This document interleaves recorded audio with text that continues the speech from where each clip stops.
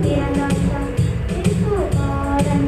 எண்ணம் நிறைந்தார் இயேசு பாதம் இந்த வருஷம் முழுவதும் எல்லாம் நலமாகும் இந்த வருஷம் முழுவதும் ஆசீர்வாதம் உண்டாகும்